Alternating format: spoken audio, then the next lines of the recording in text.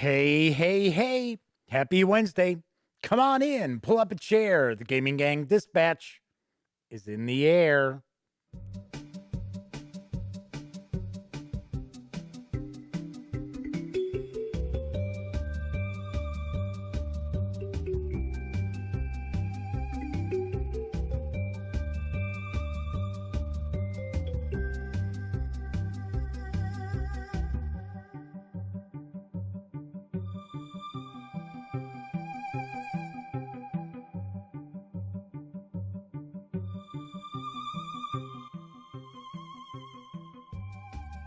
Howdy, howdy, howdy, gang. Welcome once again to the Duct Tape Studios. I'm Jeff McAleer, your host here at the Gaming Gang Dispatch, brought to you by thegaminggang.com, of which I happen to be the founder and editor-in-chief. If this is your first time visiting, kick back, relax, put your feet up. We're not performing rocket surgery here. We're basically just hanging out, talking about the latest in tabletop gaming news. So if you're into board games, role-playing games, card games, miniatures games, pretty much anything going on your tabletop outside of maybe eating, this is the place. Of course, if you are a longtime viewer, if you're a constant viewer, thank you so much for once again taking time out of your busy day or night or morning to hang out with me. I always appreciate that. Tonight is Wednesday, March 3rd, 2021. This is live stream 630. Yowza. So I do want to mention, if you like this video, by all means, give it a quick thumbs up. Subscribe to the Gaming Gang channel if you haven't already. And if you do subscribe, don't forget, ding that bell. It'll not only let you know when the Dispatch airs live, most Monday through Thursday nights right here on YouTube. It'll also let you know when I upload other videos, such as my recent review of Masks of Nyarlathotep, the slipcase set from Chaosium Inc. for Call of Cthulhu. Plus, of course, the most recent video is my preview of the Kickstarter for Lore of Ethera, the Lost Druid from Alchemy RPG. So be sure to check that out if you have not yet. Of course, when you're not watching videos on the Gaming Gang channel, be sure to visit thegaminggang.com for all latest in gaming news, reviews, and a whole lot more. You know the drill. Get your geek on at thegaminggang.com. Of course, because this is a live stream, that means there is chat available. It's not on screen. It's one of the ways that I keep some of the more unusual commenters at bay, but I do my best to pay attention to chat. So if you want to say howdy, or maybe you get a question, a comment, by all means, chime in, and I will do my best to respond. So first out the gate tonight was Gary Clarkson jumping in to say hello. Yes, the madman, who is one of our chat moderators, tends to be one of the first people hanging out usually. Sometimes a grade A, who we may see later on tonight, pop into chat. But I know Gary's like, oh, what does it take to be the first one here? There we go. Gary's the first one saying hi in chat. We got Clint Gibson as well as Doug Roberts, who I think this is Doug's first visit. Oh, yes, the running joke. I thought I'd throw it out there for a sec. And I see Beat Cafe just arrived. Yes, Gary, Wednesday, every other Wednesday is one of the Madman's gaming nights. So yes, we know the Madman, or as I like to always joke around, the Motor City Madman will not be with us this evening, unless somehow something got canceled, because I have seen him pop in a couple of times when that's happened. All right, so got a bunch of news tonight. First of all, do you want to mention, if you were watching last night's show, I was clearing the air about a few things.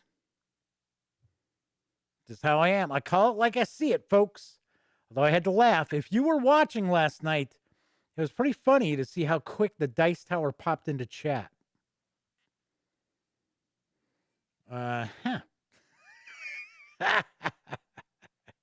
Oh, I know Tom's got his fingers on the pulse of everything.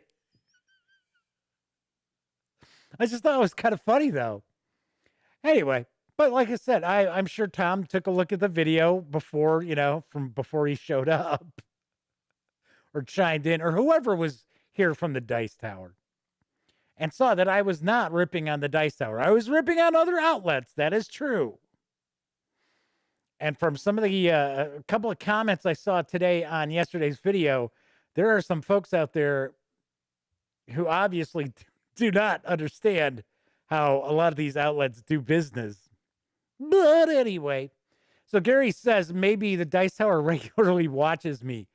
I have to admit, back when Elliot Miller and I did a podcast for the Gaming Gang, and it was we did it every 2 weeks, then we started doing it every week, and it was like, oh my gosh, this is just insane.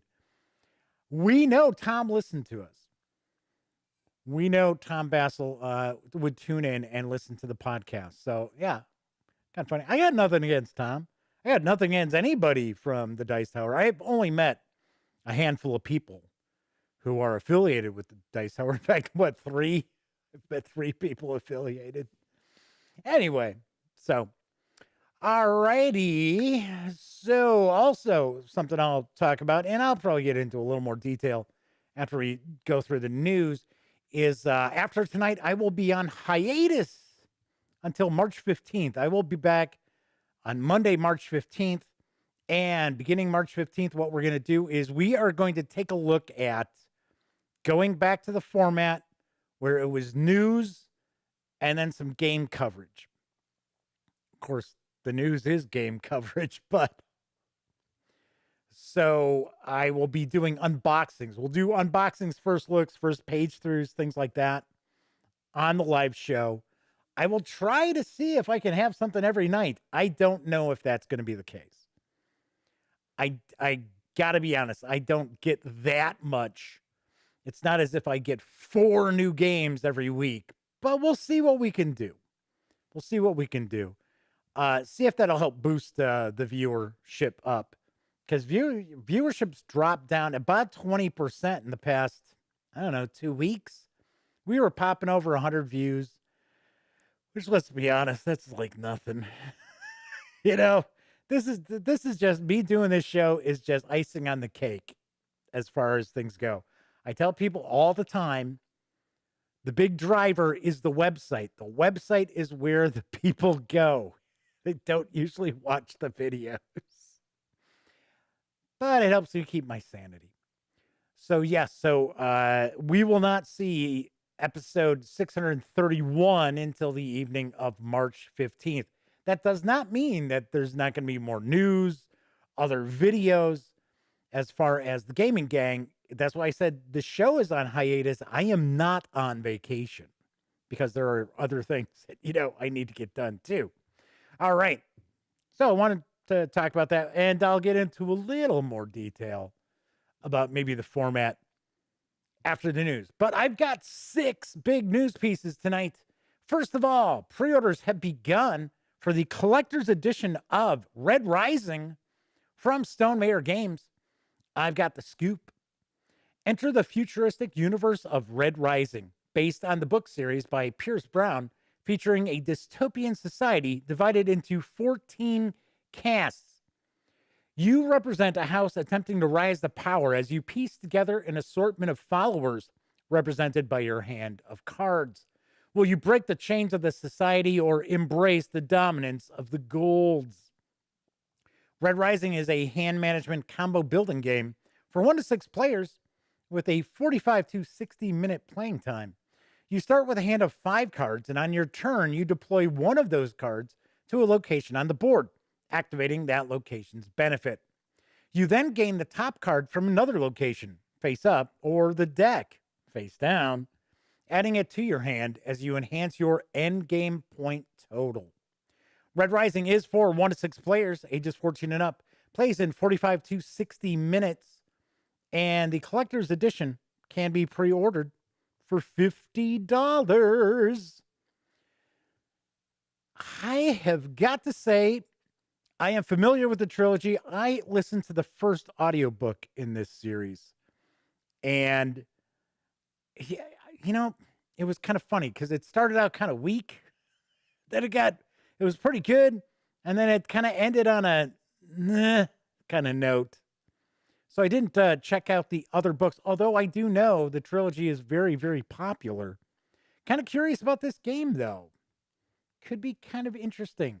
Has kind of a unique look to it as well. It, funny enough, it almost reminds me a little bit of Dune Imperium, the board. Not that I've seen the whole board, but it looks kind of muted. So I don't know. Could be kind of cool.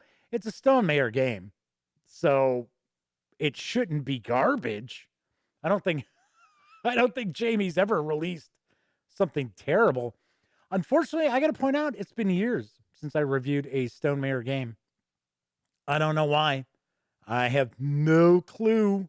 Seeing that I want to say it was 2 games that I reviewed for them that I really liked. And then I don't know. Just I still get email about what's going on at Stonemaier Games. How do you think I'm sharing this news piece? But I don't know. What can I tell you? All right, moving right along. The only Kickstarter news piece. Well, no, I take that back. I have 2, but it's the only Kickstarter video I'm going to have. Currently up on Kickstarter is the first release for Unfiltered Games, which is affiliated with Unfiltered Gamers, which is a website like the Gaming Gang. They do reviews and things like that. Anyway, Moonshell, designed by Callie Wright, is up for crowdfunding. Here's the skinny. Moonshell, a mermaid game, is a strategy puzzle game for 1 to 4 players. Play as a mermaid to shift the tides in your direction, collect valuable seashells, and create a stunning collection. The game takes about 20 to 30 minutes to play and is geared for ages 8 and up. The game features a rotating central ocean board filled with colorful seashells of different types. Each player will get a treasure chest board to display their collected seashells and a mermaid character with a unique special ability. Each game will have 5 open objectives, as well as the option to add secret objectives that only you can achieve. The objective card options and variable starting boards means each game is unique for tons of replayability. Create your seashell collection by rotating the board, pulling seashells toward you, gathering them, and placing them strategically on your treasure board. Combo and overlap patterns of different shapes and colors to get the highest score. Your special, wild moonshell tile will also allow you to strategically complete multiple objectives. When one mermaid has filled their treasure chest board, players complete the round and then score up their points. May the cleverest mermaid win. So there is a short Kickstarter video hosted by the game's designer, Callie Wright. So let's kick back, take a peek. Welcome to Moonshell, a mermaid game. Moonshell is a board game for 1 to 4 players. The game plays in about 20 to 30 minutes and is geared for ages 8 and up. In Moonshell, players will shift the tides by rotating the ocean board, gather colorful seashells of different shapes from the ocean, and collect them on their treasure chest board to complete patterns in open and secret objectives. Did I mention we have Mermeeple? Use your Mermeeple to control the tides of the ocean and invoke your special, unique mermaid power.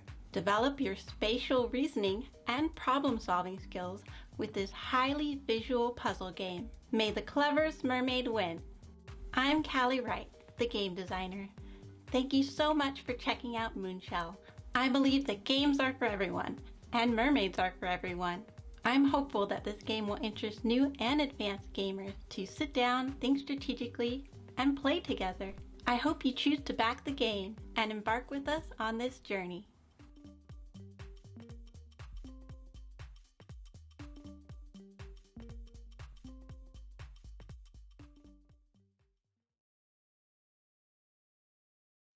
Moonshell, a mermaid game, is for 1 to 4 players, ages 8 and up, plays in around 20 to 30 minutes. The project, at least when I looked earlier today, was right around the 50% funding mark. I think it just started, maybe yesterday. Because remember, we were talking about we had tons of Kickstarters launched yesterday. Anyway, so it's halfway to its funding goal. You can reserve a copy of the game for a $39 pledge through March 21st. Expected delivery is this December. This looks pretty pleasant. Kind of a puzzle game. It looks like it's kind of providing kind of a puzzle aspect to like tile collecting or pattern collecting games. So, and the art style looks pretty nice. So I thought I'd share this Kickstarter with ya. All right, it is Wednesday. I always try to have at least one wargaming news piece on Wednesdays. So here we go. Arriving already on the GMT Games P500 pre-order is a revised edition of the classic victory games Vietnam 1965 to 1975. Here's what I know. This simulation game recreates the longest, most complex, and least understood conflict in U.S. history in all its military and political aspects. The rules include detailed treatment of movement, terrain, search and destroy operations, special operations, firepower, air mobility, riverines, brigade-level formations, limited intelligence, and auxiliary units in each scenario. That's the blurb from the back of the original Victory Games edition of this game. This game has long occupied the top spot in many gamers' lists of favorite Vietnam games. Gotta say, I'm right there with them. GMT Games is excited about the opportunity to get a new version of this classic back into print. If you're not familiar with the original game, there are several small scenarios and a couple of campaign games. Each year is divided into 4 seasons: spring, summer, fall, and winter, and each season has 2 turns, so roughly 6 weeks per turn.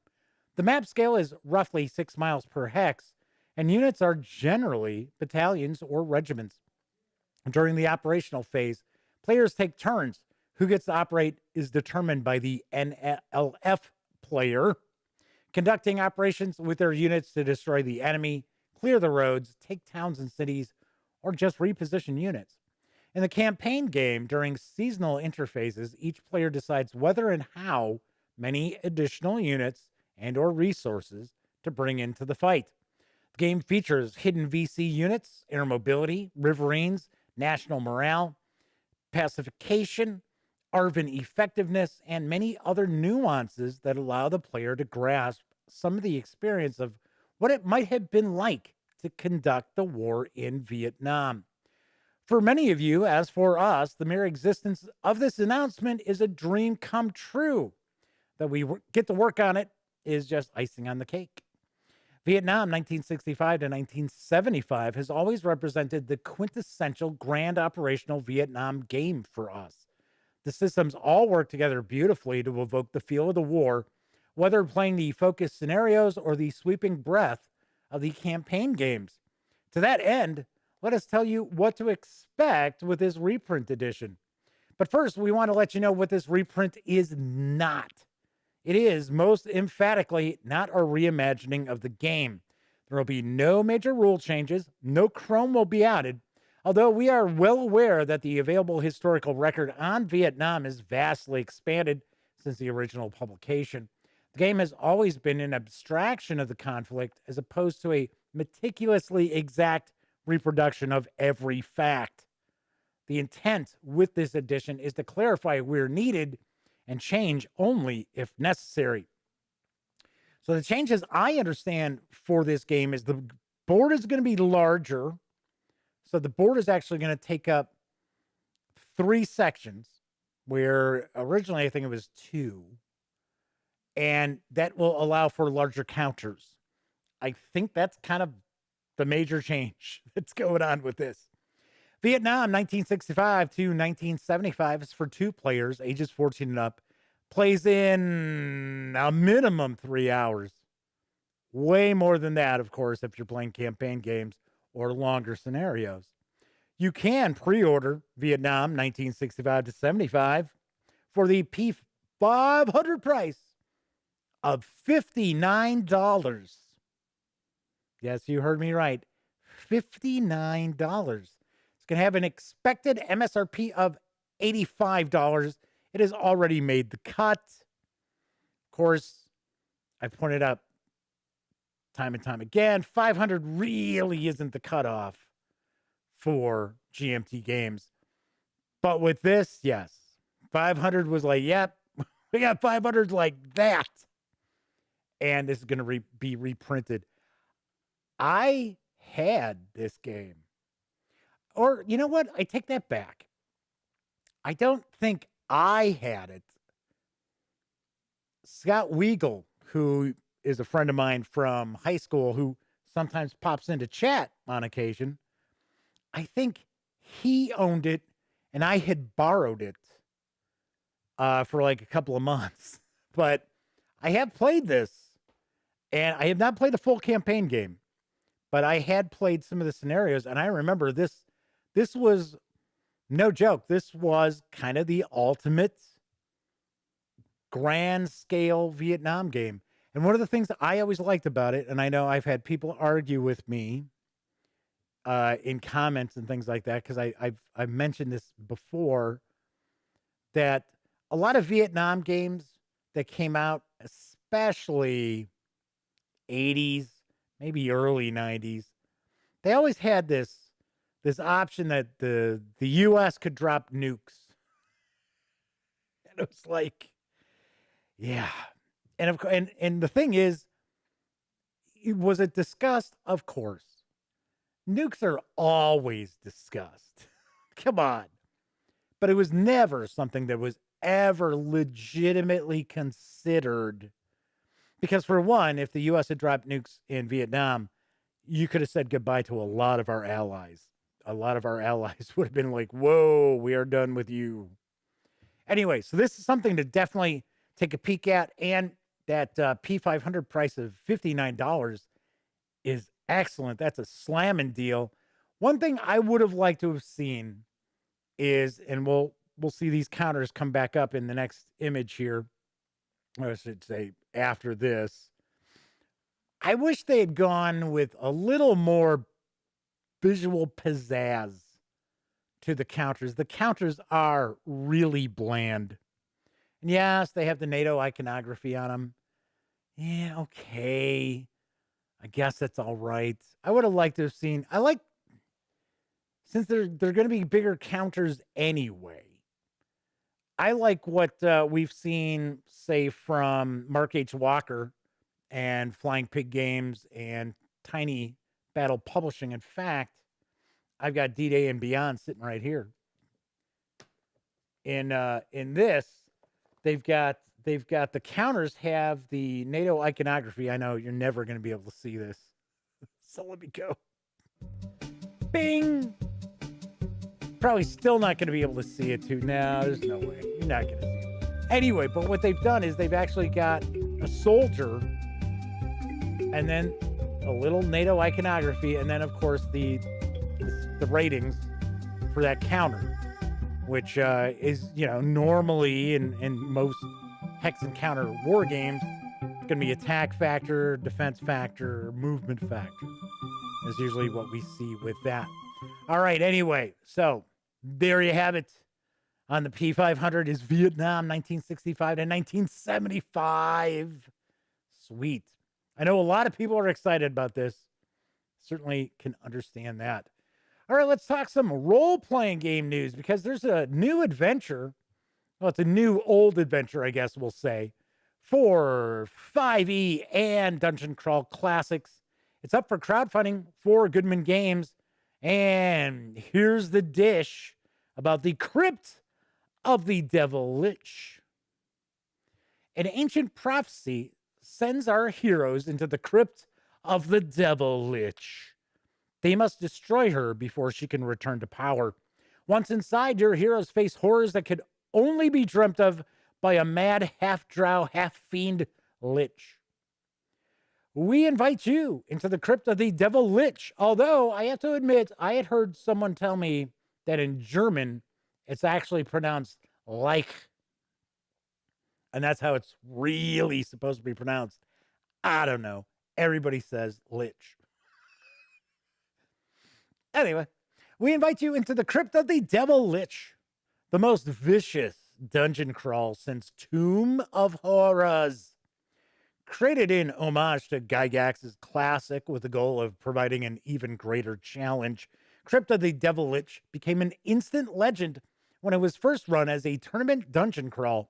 After that, this is the adventure with a mummy dragon, the Hall of Prophets, and a castle suspended by chains above a lava sea.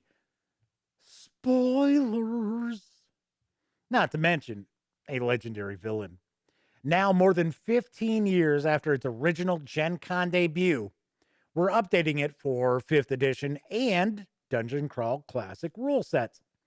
Let's be honest, we would probably have published this book anyway, but we'd like to make it special. With your support, this Kickstarter will fund a deluxe presentation of Crypt of the Devil Lich. We have a host of stretch goals we'd like to achieve in order to produce a splendid volume. Perhaps the most cherished dungeon crawl ever published by Goodman Games, Crypt of the Devil Lich has been completely updated and converted to new rule sets. It's ready for your table. Are your players ready for the Devil Lich? The heroes are sent in the Devil Lich's crypt. Boy, how many times can we... Flaming Heron's cracking me up because they're commenting about something I was going to comment at the end of this.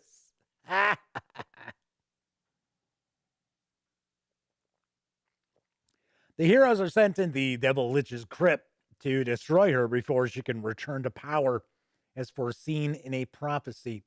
However, the unknowing heroes have actually been tricked into entering her crypt to free her from her prison. Spoilers again! If they are truly heroes, they will unlock the deception and defeat the evil Devil Lich before she can unleash her dark designs on the surface world. The 5e edition of the adventure is designed for a group of 4 to 6 15th level characters, while the Dungeon Crawl Classics edition is designed for 7th level characters. For those who don't know, I should point out that Dungeon Crawl Classics only goes up to 10th level, but their 10th level is kind of equal to what you would see by 20th level in D&D. The original adventure was designed for Gen Con 2004, where Goodman Games ran the first annual Dungeon Crawl Classics team tournament. This tradition of competitive tournament dungeons continues to this day. The adventure can also be used for campaign play and as a one-shot non-competitive module, but of course it also works well as a tournament. The Kickstarter project is fully funded, and you can reserve a copy of the adventure for either 5th edition or Dungeon Crawl Classics in PDF for a $20 pledge, or you can score the hardcover, which, if I remember right, I think includes the PDF. I'm not positive, for a $40 pledge through March 25th. Expected delivery of the digital products is this September, with the hardcover book to follow in November. Dun, dun, dun. I love that I got wasted by the Devil Lich. I love that little ad. I have a soft spot for Dungeon Crawl Classics, although I would not run Dungeon Crawl Classics as written. I like a lot of what they do, especially like the actual core rules, right? I like the backfiring magic. That's something I use. And, the possibility of corruption from using magic. I definitely dig that. I just don't get into like all the different dice, which, if I remember correctly, Kabuki Kid, another person who hangs out in chat quite a bit, usually corrects me on, I believe they are Zaki dice. I tend to always say Zochi dice, but I think they're Zaki dice. Anyway, yeah, what is with this cover? I'm like, I get it. We're kind of doing like old school kind of looks. It's kind of almost, the cover looks almost like an homage to Frazetta, his artwork, but still, these days, I mean, is that what you... I mean, it's one thing, you got the the good old like chainmail bikini kind of thing. Here it's like, okay, so the devil lich is topless. It's like, what? Why? I don't know. Clint Gibson cover looks good to me. Hey, I'm not saying the art isn't cool. I'm just kind of like, I guarantee there's, especially from people who play 5e, there's a push. There's probably pushback on that. So Kevin R. Smith had arrived in chat with us as well. Good to see you, Kevin. Thanks for coming on in. All right, so one thing I want to mention about this, they reference Tomb of Horrors. And we got time. It's the last show before I do my hiatus for the dispatch. You might want to burn me in effigy for saying this. You may all tune out and say, that's it. I wash my hands of Jeff McAleer and the Gaming Gang forever. Forever. Who out there knows what I'm referencing when I do that? When I say forever and then I go forever. There's got to be somebody in chat who knows. Anyway, I personally think Tomb of Horrors is completely overrated and it's crap. So there are parts to it that I think are cool. But overall, most tournament adventures, and I know nothing about this. I know nothing about this, so I'm not trying to like dissuade you from backing this Kickstarter. But the old like AD&D tournament dungeons were always just crap. Cuz they were just made to be like just meat grinders and chew you up, spit you out. Tomb of Horrors, if you look at it now, it's been a long time since I've read through that module. None of it like ties together at all. It's just none of it makes sense. I mean, I don't mind funhouse dungeons because there is a difference. There's a difference between a funhouse dungeon and a grindhouse dungeon, a total party kill dungeon. But yeah, I think Tomb of Horrors, and I have seen people rate Tomb of Horrors like their number one Advanced Dungeons and Dragons module ever published, and I'm like, nah. It's like, Flaming Huron, did I say hello to you? Did I miss you popping in? If I did forget, I apologize. So, Samuel Tinius has popped into chat. I believe it's a first-time visit for Samuel. Says it's just a slugfest of confusion. Yeah, you could kind of set it to that song, right? What is it? Ball of Confusion? We'll just do slugfest of confusion. All right. John Wick, the designer, agrees with me about Tomb of Horrors. Well, I don't know if I want John Wick agreeing with me on stuff. No, I'm kidding. Just fine. He's another person that, just like Monty Cook. I have met Monty Cook. Monty Cook was super, super nice, super friendly. And a lot of people are like, oh yeah, he's a jerk. I've heard the same about John Wick. And I have not met John Wick personally, but he did reach out to me about when I did my review for 7th C second edition. He was very nice. He's very nice. So Flaming Heron says, I didn't say hello, but I made a comment on his racy comment, so I felt welcomed. Well, you know, I do my best to say hello to everybody who pops into chat. I know once in a while I miss it.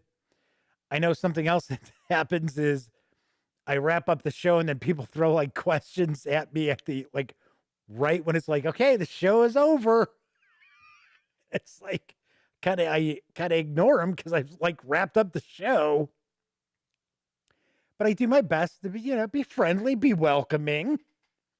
All right, I got more role-playing game news.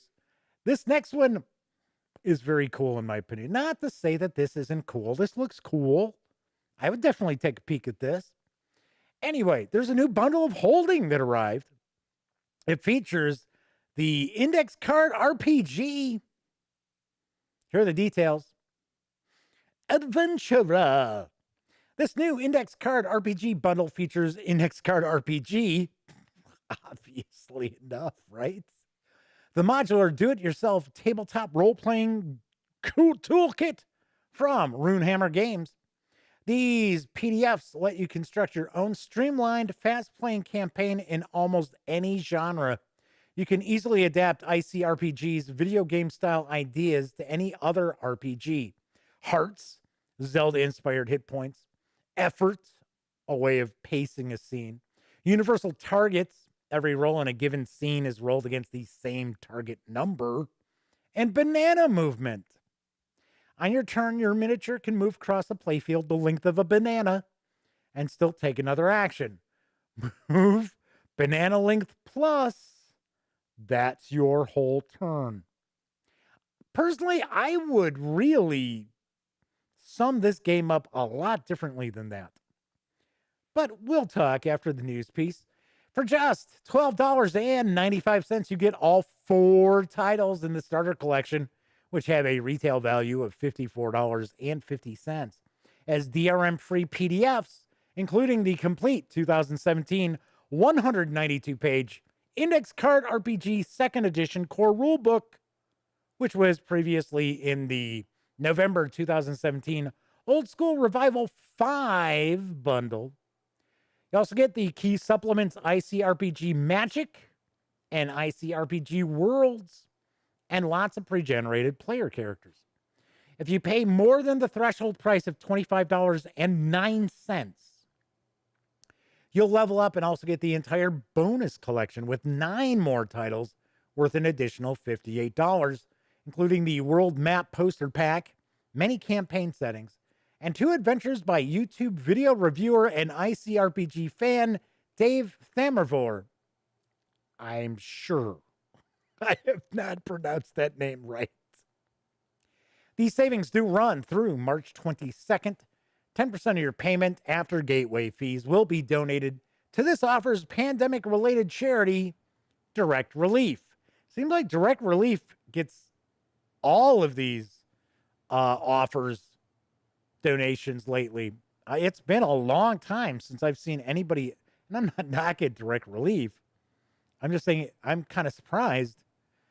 If we get a Modiphius one, we will see a different charity get the donations. I know that for a fact because there's a particular charity that Chris Birch always sets up with. So let's see. So Samuel says that they bought the hard copies from Drive-Thru RPG for ICRPG. So Fleming Heron says, it seems to be the way people wait till the end to ask questions. Need a grade A here with his random tidbits. Yeah, because I don't know how much money the One Ring role-playing game is made. I need to know. Because it's only got about 16 hours left. 15, 16. Thereabouts. So Samuel says they wish that ICRPG the PDF had bookmarks. They don't have bookmarks?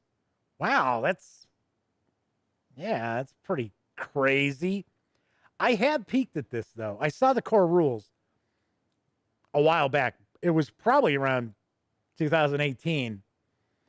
If you were looking to put together a super rules light fantasy role-playing game, this is it. This is one of them I would definitely recommend. There were a few things off the top of my head. I can't remember what they were. I think it might have been hit points because I think it was like little hearts. And Samuel will probably be able to confirm this. If I remember correctly, I think it was something like Every heart represented like 10 hit points. So it was kind of like, okay. But then you still had damage that you would have damage dice. So you would roll and you would have something like 12 hits. Now you didn't knock out 12 hearts. It was like 1.2 hearts. So it's like, what? Oh, so Samuel says the World Book didn't have bookmarks. There we go. Cool deal. All right, so Mr. Eddie T has arrived in chat. Good to see you, Mr. Eddie. All right, last news piece. The first adventure has arrived for Dishonored, the role-playing game from Modiphius Entertainment. Speak of the devil, right? Here's the skinny on The Assassins 4. Find yourself entangled in a plot of murder and politics with The Assassins 4. This 15-page adventure by Alison Seibe has your group aiding the Bottle Street Gang and involving themselves in an assassination plot, complicated by political and personal motivations. Can they prevent the schemes of one of Dunwall's distinguished aristocrats? It's not Aristocats, Jeff. That's a Disney movie. Holy shit, the Aristocats are in this. That's a pretty wild crossover. This adventure works standalone or can be used as part of an existing campaign and has a host of interesting NPCs that could become future enemies or allies for the party. This 15-page PDF is available over at DriveThruRPG for $5. So Samuel asked, how many pages? 15. There are 15 pages to it. See, this is where the PDF prices start getting a little weird. If it's a good adventure, if there's good content to it, and you can have a 10-page role-playing game adventure that's just packed with goodness, and you can have a 100-page role-playing game that's like adventure that's garbage. But it's kind of weird because when you get to the point where you're talking about like 20-page PDFs, $5 feels a little high considering that there are some rule systems out there. You can get a full 400-page core book for $20, $25. But on the other hand, it is an adventure. $5 for an adventure, I could see that being okay. The one thing that I have to say, and I've met Chris Birch a few times. Chris has always been very nice. I like Modiphius Entertainment. I think they've come a really long way since when I first was approached by them in when they were releasing their first adventure, and it was part of their series Achtung Cthulhu, before there was ever like a setting book, anything like that. When they were doing the, we had the Three Kings and then something from the sea, I forget. They've come a long way. But the thing is, they've got a lot of role-playing games that I don't think, they don't get a lot of support. And I know Dishonored is relatively new, but still, this is the first adventure for that role-playing game, and it's 15 pages long. Now, in the news release that I got, the email that I got, it said, oh, well, stay tuned for more Dishonored content coming in. I'm like, it's like, really? I mean, look at what they did with John Carter, Warlord of Mars. That was really well done. Production quality was fantastic. And then that's it. They released a little bit after that. Samuel says Black Void doesn't get much love. No, it doesn't. Black Void gets very little love. It's weird. Just like, once again, I'm not trying to knock Modiphius Entertainment because I like the folks over at Modiphius. They also publish a lot of stuff from other publishers, which is something that Cubicle 7 did a lot of. This Flaming Heron brings up Cubicle 7 and their Wifrip, their Warhammer Fantasy Roleplay Adventure books, are bigger and cheaper. Yeah, they're adventures for the the ones that like Uber's like adventures. They're usually about 30 pages and they're usually about $4. 25, 30 pages, they're like $3.99 usually. Anyway, Raymond Tommins has joined us. Welcome aboard, Raymond. I believe this is the first time Raymond's come to visit us. So welcome aboard. Make yourself at home. So Samuel says Space 1889 is the same, but Space 1889 is not actually from Modiphius. They're not the owners of that license.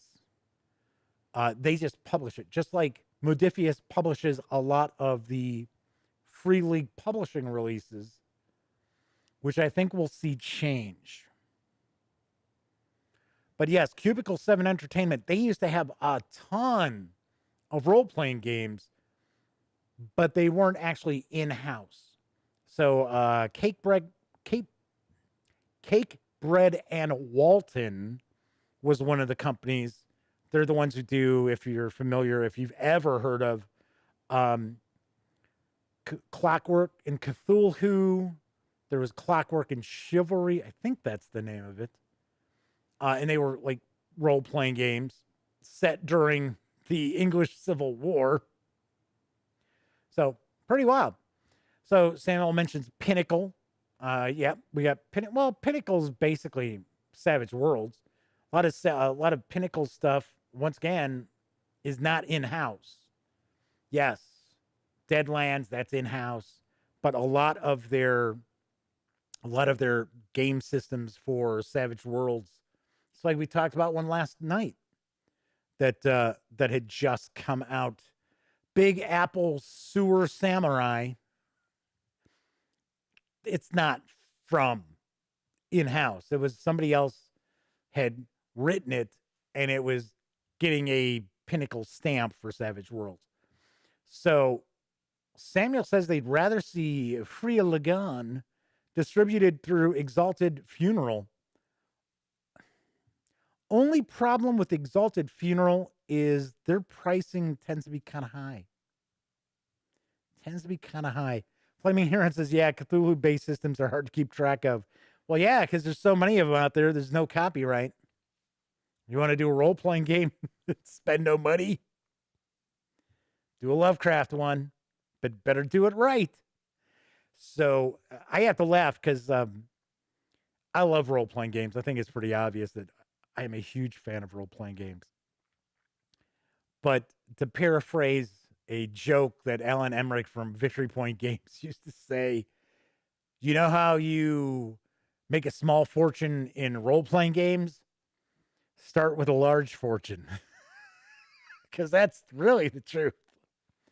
That is a labor of love. Board game companies make more. Their profit margin is actually, amazingly enough, higher than role-playing game companies, especially if you're releasing games in PDF. So, because piracy really does take a big bite out of the bottom line for role-playing game companies. So, anyway, that is it for the news tonight. Very, very cool. Some cool stuff to keep an eye out for. So, as I mentioned when I first opened the show, if you are not aware of it, this is the last show before I go on hiatus.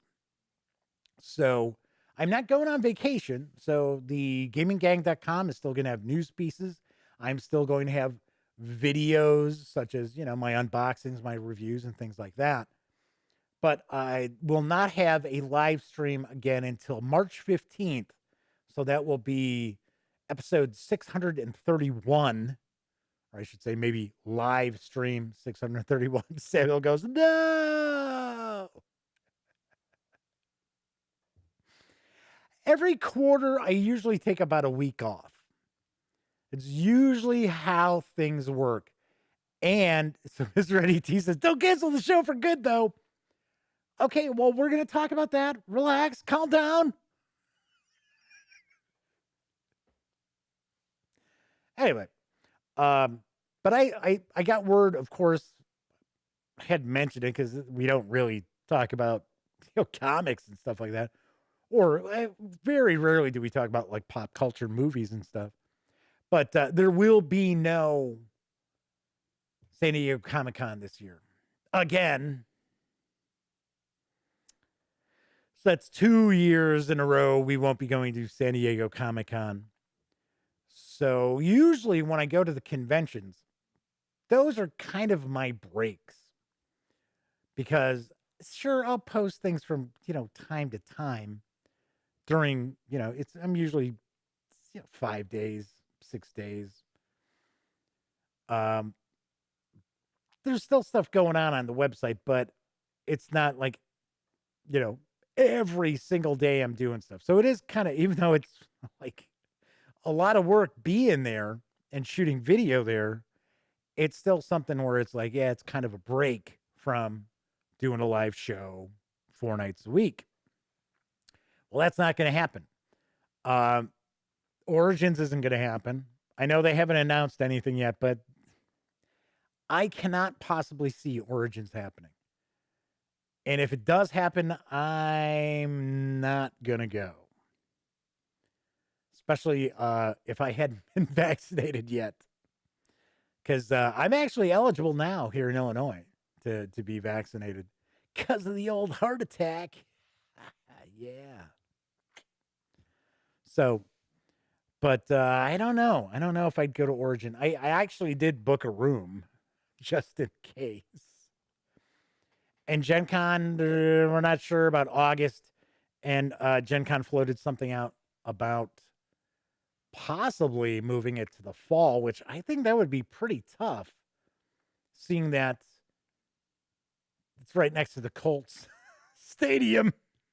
So Gary says, go get your shots. Oh, I'd love to. It's not that I'm not trying to get my shots. I can't get it yet. So even though I'm now eligible here in Illinois, we've been told that there aren't any shots for my group yet. So I don't know. So Flaming Heron says, enjoy something of a break, especially from us. So Flaming Heron says, nothing till next year, especially with crowds. Maybe there might be a Gen Con. I got to be honest. There might be a Gen Con. They have sent me some information. They were curious about thoughts about certain things, such as if the attendees had to prove that they had been vaccinated to go, and you would still wear a mask. But you got to keep in mind, Gen Con's in Indiana. So Kevin says at least they don't join the stadium anymore. I'm not sure what Kevin means by that. It's because the convention is right next to Lucas Oil. In fact, some of it now, a good chunk of the gaming takes place in Lucas Oil Stadium. So it's pretty wild. So yeah. Samuel says they should meet in biohazard suits. It would work for Mutant Year Zero or Mutant Crawl Classics. But yes, Doug says Texas opened up. Yeah, so's Mississippi. I try not to get political about this stuff, but I don't think that's a smart move. But it's Texas. We've already seen what their governor's like. So, and Mississippi, I don't know. Well, we'll see. We'll see what happens.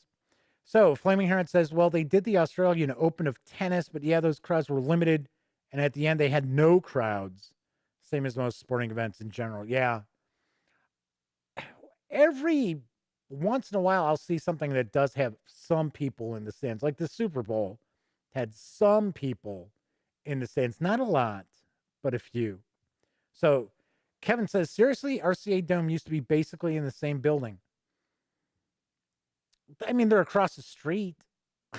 They're across the street from each other. You can take the walkway underneath. Because I got to be honest, I'm not from, I'm not from Indianapolis, although I'm there almost every year for Gen Con. Was that where the stadium was? I thought Lucas Oil was a fairly new stadium. I thought that was a new building. Although that may have been where the RCA Dome was. But then again, maybe it's just the RCA Dome renamed. I have no idea. But having been to various different ballparks and stadiums around the country, the Lucas Oil looks pretty new, at least from the outside. And inside, stadium's a stadium. Anyway, all right.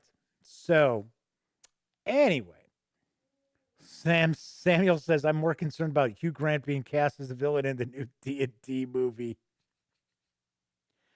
Come on, what do you expect? It's going to be garbage. Everybody knows.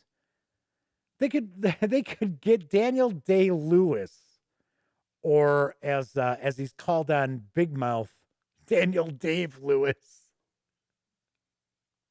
They could get Daniel Day-Lewis to come out of retirement to be in the Dungeons and Dragons movie, and it would still be awful.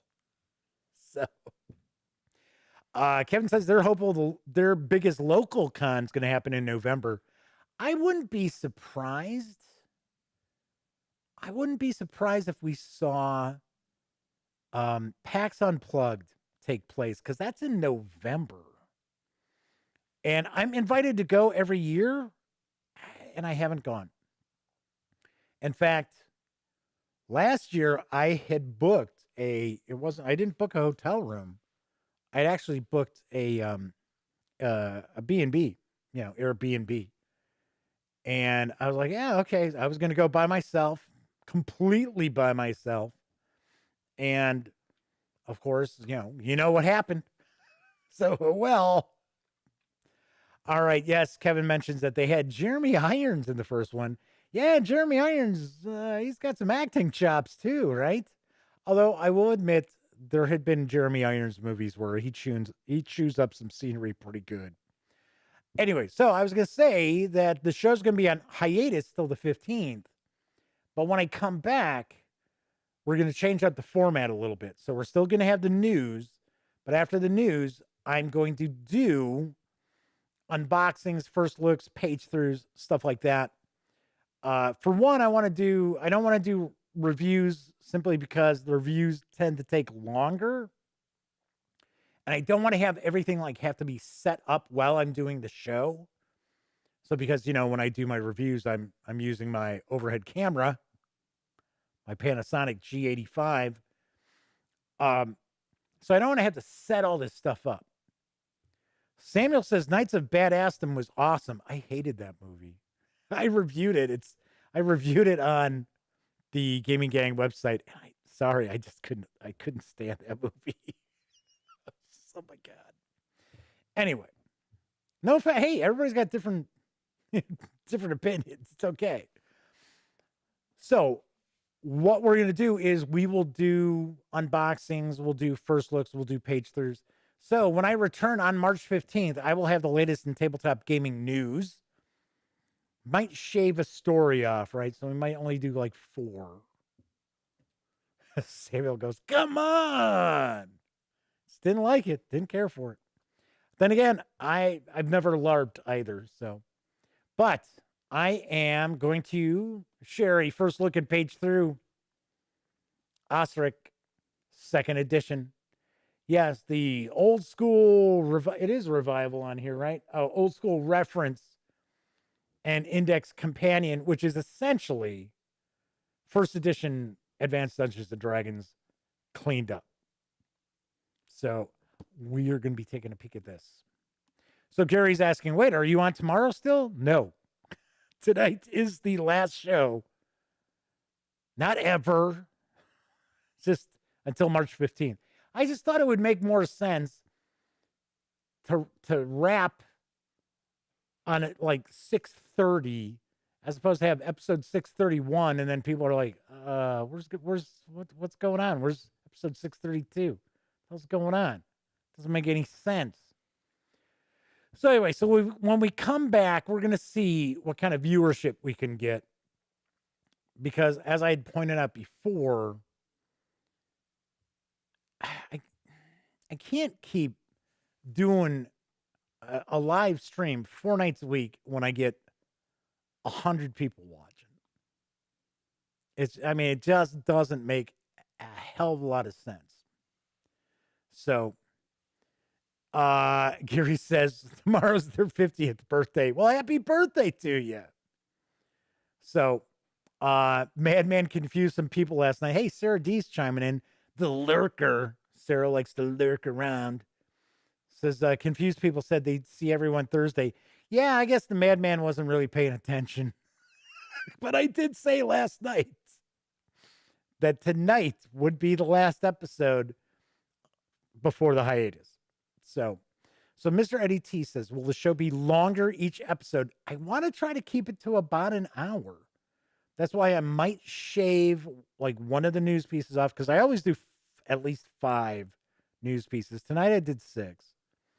So I want to keep it around an hour. If we run a little longer than that, that's fine.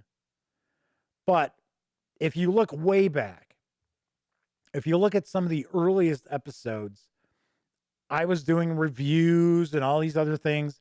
Sometimes the episode would be 2 hours long. I'm not doing 2-hour shows.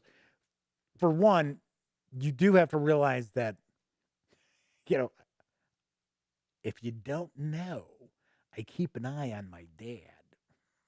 So it's one of the reasons why I have an opportunity to do this stuff. Because it's certainly not because I'm making a lot of money.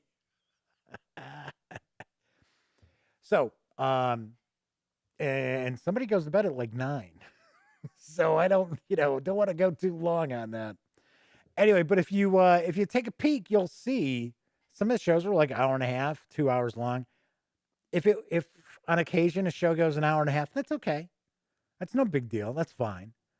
It's just, I don't want to be doing 2-hour shows. That, like I said, that's why you will not see me unless maybe it's a role-playing game review. That maybe we'll do on the live stream. Although, to be honest, why don't we just keep it as just doing unboxings and first looks, and the reviews will just be standalone videos. So, because the thing is, when I would do reviews before that, I'd have a lot of people asking me questions, and it would kind of throw me off on what I was trying to do. And I'd be like, okay, where did I leave off? What was I talking about? Where the hell am I? So, anyway. But we are going to see if we can bump up the viewership a little bit. And we'll see. We'll see if we're still pulling like 80 like views 3 days later. I think I'll wrap up the show on episode 650. Now, I will still do videos as far as doing unboxings, doing reviews. It just would not be 4 nights a week live. We'll see what happens. To be honest, I've looked back at some of the numbers on the the funny thing is the cameras were so shitty. My lighting was so shitty. So everything's a lot better now. Production-wise, content-wise, yeah, it's always garbage.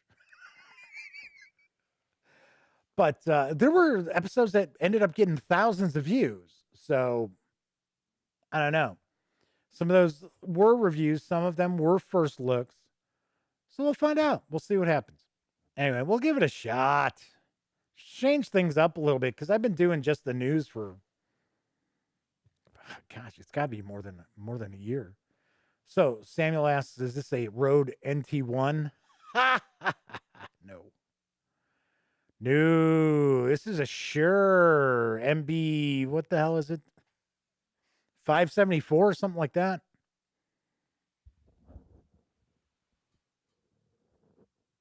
It doesn't say on the back. This is the microphone where this is a $400 mic. It's a Shure SMB 54 or 50 something. Maybe it's 57.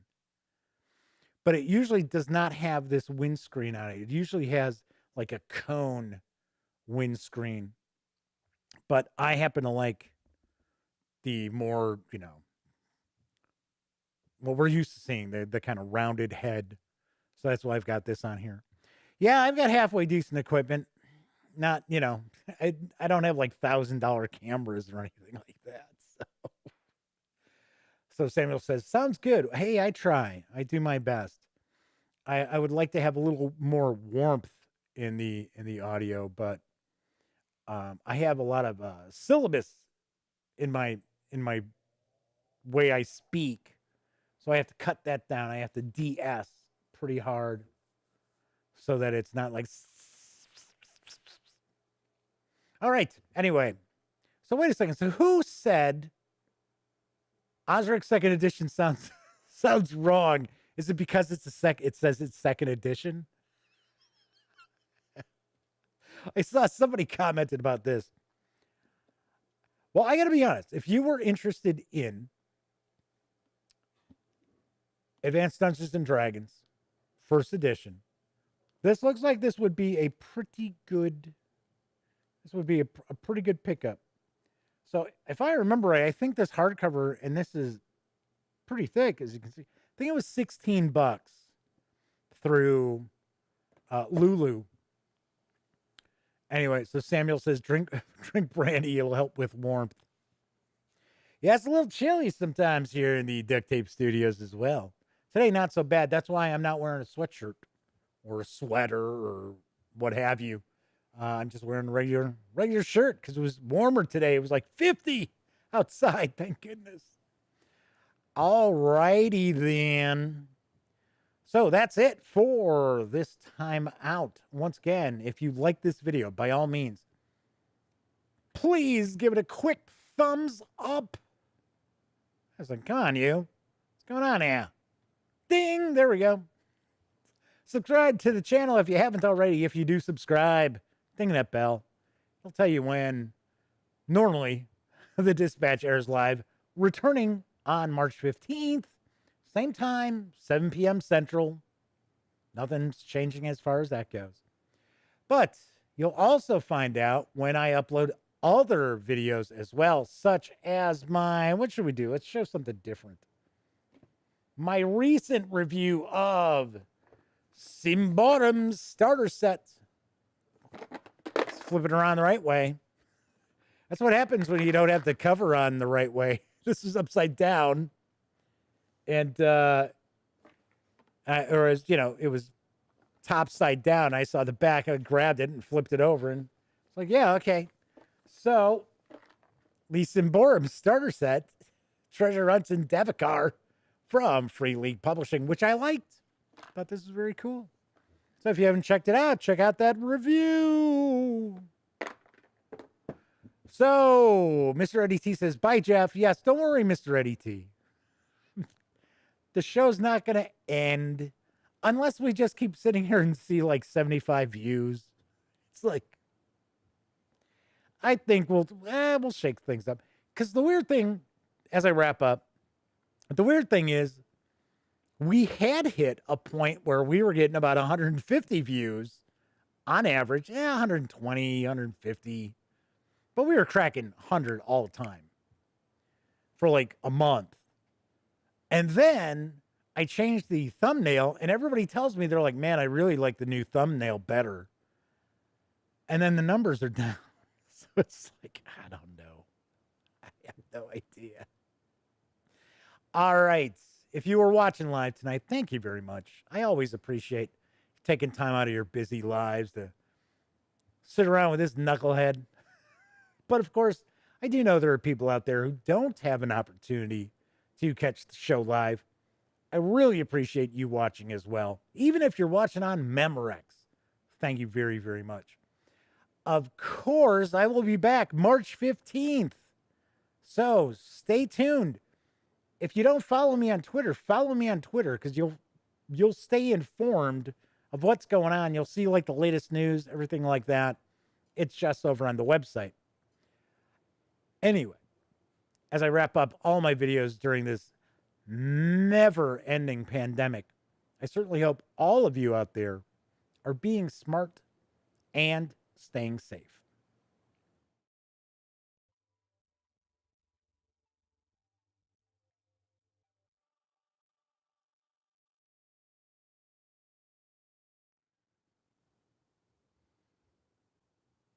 Oh, hey, you're still here.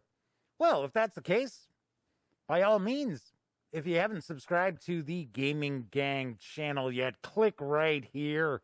If you'd like to see the latest episode of the Gaming Gang Dispatch, click right up there. And if you want to trust YouTube's algorithm to give you something to watch, click right there. Once again, thanks so much for watching, and everybody please wear a mask.